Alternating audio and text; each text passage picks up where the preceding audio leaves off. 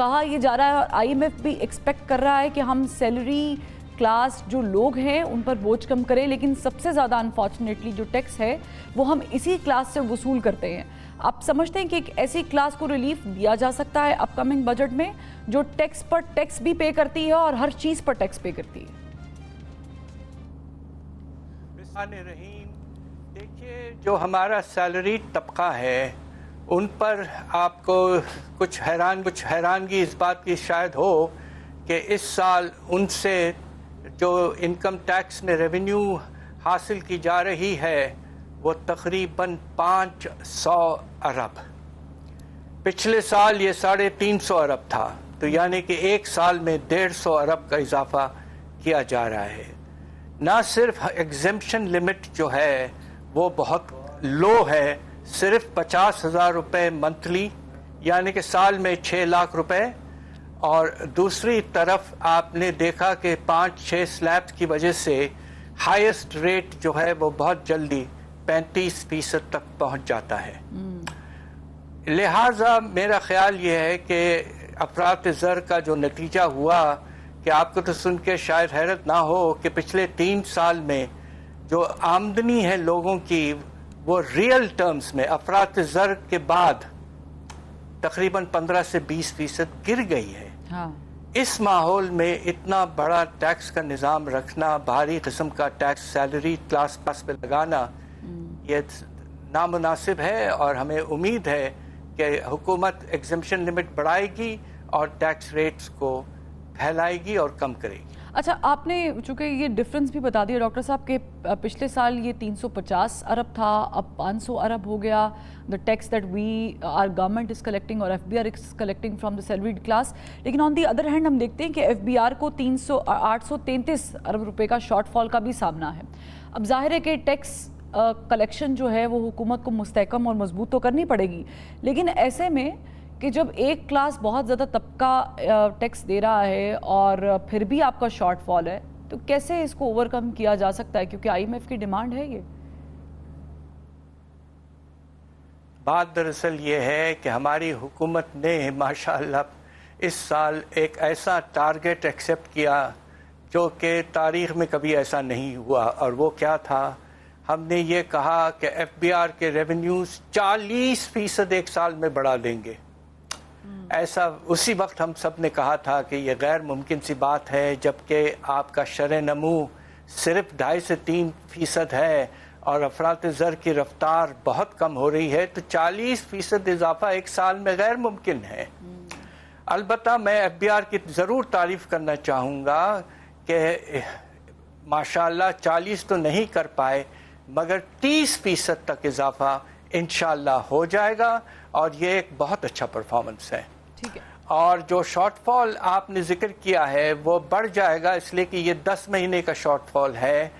ہمارا اندازہ یہ ہے کہ سال بھر کا شارٹ فال 1100 ارب کے لگ بھگ ہوگا، اور جو ٹارگٹ جو تھا 12,900 ارب کا، وہ اگر ہم 11,800 ارب حاصل کر لیں تو یہ بہت بڑا اچیومنٹ ہو سکتا ہے۔ یعنی مجھے آپ کی گفتگو سن کے یہ لگ رہا ہے کہ اگر یہ شارٹ فال بڑھتا ہے تو پھر تو وہ جو ہم ریلیف دینے کی عام آدمی کو بات کر رہے ہیں، کچھ چیزیں سبسیڈائز کرنے کی، وہ ناممکنات میں شاید شامل ہو جائے گی۔ لیکن اگین ڈاکٹر صاحب ایک اور بڑا اہم ہے ایشو، اور وہ یہ ہے کہ ہم نے دیکھا کہ جو پاکستان اور انڈیا کا ایک سپیٹ ہوا یا کانفلکٹ چلا، اور اس میں ظاہر یقینی طور پر بڑے بہترین طریقے سے، عمدہ طریقے سے پوری قوم نے بیہیو کیا، but on the other hand جو سینیٹر فیصل واؤڈا انہوں نے سجیشن دی ہے کہ جو بجٹ ہے اس میں دفاعی بجٹ کو بڑھایا جائے۔ نو ڈاؤٹ ہمیں لگتا ہے کہ اب بھی دیکھنے کے بعد ضرورت بھی ہے، بٹ ساتھ انہوں نے یہ بھی سجیشن دی تھی کہ اپنی مراد کم کر کے، انہوں نے یہ نہیں کہا کہ عام آدمی سے آپ یہ بجٹ نکالیں۔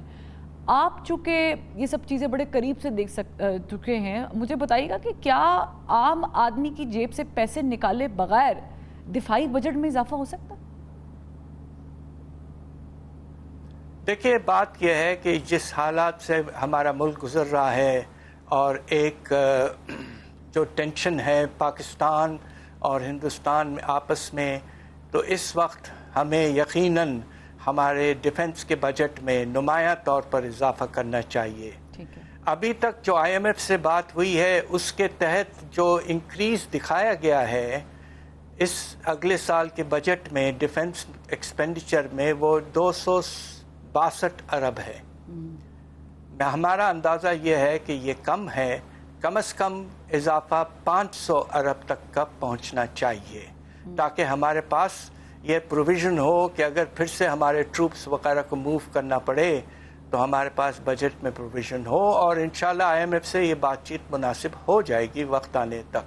ٹھیک ہے. اب سوال یہ پیدا ہوتا ہے کہ یہ ایڈیشنل ریونیو جو ہے وہ آپ کہاں سے اٹھائیں گے؟ آنے والے سال میں 2-3 سیکٹرز ہیں جس پر رجحان مناسب طریقے سے IMF نے کہا ہے ہمیں کہ ہم فوکس کریں. سب سے پہلے زرعی شعبے میں آمدنی پہ ٹیکس نہ ہونے کے برابر ہے.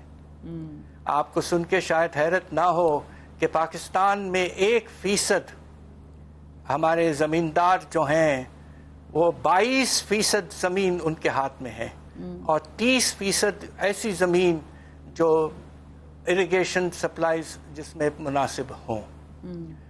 لہٰذا وقت آ گیا ہے کہ ایگریکلچرل انکمز میں جو سب سے بڑے زمیندار ہیں وہ بھی نیشنل اکانومی کو کنٹریبیوٹ کریں.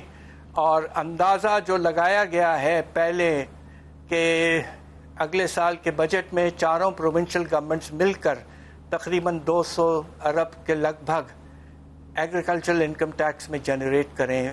ہم نے جو ریسرچ کیا ہے کہ اگر پراپر طریقے سے اس پہ کام ہو، اسیسمنٹ ٹھیک سے ہو اور فائلنگ ریٹرنز وغیرہ ہو تو انشاءاللہ جو پوٹینشل ہے وہ تقریباً 880 ارب ہے. یہ اگلے کچھ سالوں میں ہمیں کوشش کر کے حاصل کرنا ہے.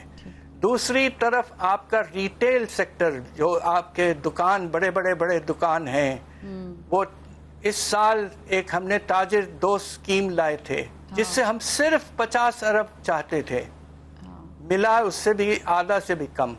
تو لہٰذا سکوپ بہت ہے کہ جو انڈر ٹیکس سیکٹر ہیں، جہاں ٹیکس نہ ہونے کے برابر ہیں، ان میں ٹیکس میں اضافہ کریں اور اپنے ٹیکس بیس کو براڈن کریں تو انشاءاللہ ہمیں ایڈیشنل ریونیوز ملیں گے اور ڈیفنس کے خرچے ہم سلیقے سے پورا کر پائیں گے without increasing the budget deficit. ٹھیک ہے.